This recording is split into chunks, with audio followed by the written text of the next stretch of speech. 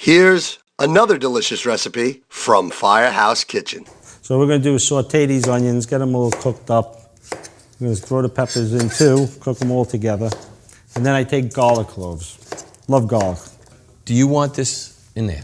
Not just yet. Not just yet. Yeah, because what I'll do is add a little butter. I know you don't like the butter, but... No, it's not that I don't like it. I believe what Julia Child used to say, everything in moderation. Right, I don't like fake butter, you know. Right. I put a little bit in just to brown it up. It gives it a nice sweetness and a nice browning. Yeah, no, I was never a purist. Yeah. I mean, there's Thanksgiving and Christmas and then holidays and stuff like that. I just didn't like, particularly when I came on the fire department, mashed potatoes for 8 with 4 sticks of butter. Oh, no, that's terrible. Yeah, I know. Yeah, I hear you.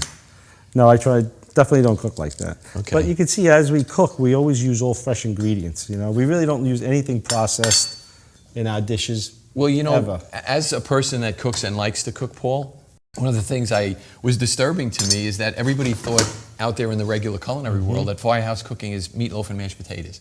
And they can't prepare a meal like this that's a splendid meal that would be in a contest somewhere. Right. Yeah, I really... But that we reputation. always tell our wives it's always hot dogs, right? Yeah, hot dog, Hot beer. dogs. Yep. Hot dogs and beans. Right. That's our dinners every night. No, I've been in a few contests, and it was amazing, the firefighters that rose to the occasion to really... Again, I thought it was meatloaf and mashed potatoes myself. But it's not. There's guys that have, like yourself, culinary skills on par with, you know, some of the top chefs on TV. Right. Okay, Paul, we got the grill up to temperature. Why don't we get those? They've been marinating long enough. Why don't we get them on the grill? Sure. And like 2 or 3 minutes on each side, and then we flip them. And after the first flip, we'll brush a little barbecue sauce on. You could use any barbecue sauce you want. Whatever you have in the house is fine. Okay, and in the meantime, I added a little butter to this dish. And we're going to throw in the summer zucchini that we have. now at the Firehouse, do you worry about the cross-hatching grill marks, so you could heck with it? You know, it's funny, I kind of do. I like a little presentation. Yeah, me too. I don't say actually. worry about it, I just try and do it. Joe, Yeah. can you throw some of those zucchinis Oh, yeah, okay, in you here? want the zucchinis Sure. in here? Sure. Nice, these are grown in one of the guys' yards. Now, when you, I know sometimes if you saute these too long, they kind of get mushy. Do you Right. like them a little crunchy? I do. Yeah, generally me That's too. why I like to get a good beat on with my onions and my garlic first, and the peppers. And once the peppers infuse into the oil, it gets nice and hot. So now, so now the basics you got in here are olive oil, garlic, and butter. That's your basic saute. Yes. Okay, excellent. And then we just Real add the simple. serrano chilies for a little heat. A little bit, yeah. And then, of course, a little seasoning. I'll have Okay, the, you want salt? Yep. Yeah. Thank you. Okay.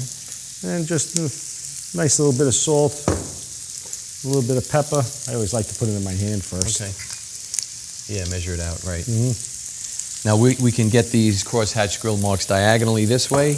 Now we'll turn them this way a little bit. Whichever way you like, Joe. Yeah, well, it's a I cross-hatch. never argue with a guy anymore. I learned to pick my battles.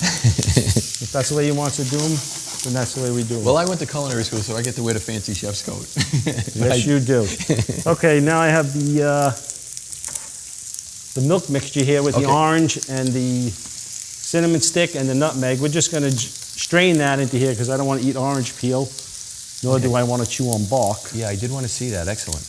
Okay? Okay. So we just take that, put that off to the side. So now that was cinnamon, orange peel, and nutmeg. Yes. Okay, and cinnamon stick. And then I'll just put this on the board here where I can mash it. Wow. And we'll just give it a nice little mash. Yeah, this is not an unhealthy meal at all. I mean, this is great. I mean, it's lean pork, basically. Right. Vegetables and good You know, carbohydrates. and you got to have a little fat in there. And when you take the fat and you divide it amongst the 14 guys in the Firehouse, it's really not that much. Well, as I said before, though, when I came on the fire department, it was 4 sticks of butter for 8 people for mashed potatoes. So that's actually a half a stick of butter per person. That's a lot. Yeah, that's a lot. That's a heart attack waiting to happen, I used to say. So now you can see just a nice crosshatch, right? Beautiful, right? Now we'll brush on a little of the barbecue sauce, and like I said again. Oh, okay, so you do add that afterwards? Sure. Oh, okay. I Yeah. thought you were just going with the dry rub. No, the barbecue sauce adds that little sweetness, and everybody likes a gravy or something moist. Okay, yeah. Well, actually, one of my pet peeves in the Firehouse was the people who didn't know how to cook would take barbecue sauce, which you know is a sugar base, and dip this pork in it and then put it on the grill. And you know what happens. It's a sugar base. It just burns immediately. Burns. Yeah, so the sauce actually goes on at the end. The rub goes on in the beginning. And it also messes up your grill. Yeah, it'll stick all to the that grill. sugar eventually eats away at the grill. And that's what we have probationary firefighters for, to clean that. Absolutely. When you're done with that, can you pass me some of that nice basil, Joe? Okay, yep. Part of the Italian Holy Trinity. Yep, my last name ends in a vowel too, Paul. Yeah. There was a time growing up in Brooklyn that every Sunday morning, that's all you would smell throughout the neighborhood was tomatoes, basil, and garlic. Yeah, and that's a beautiful smell, actually. Yes, it is. As we finish this dish, let's take a look at the drink of the day.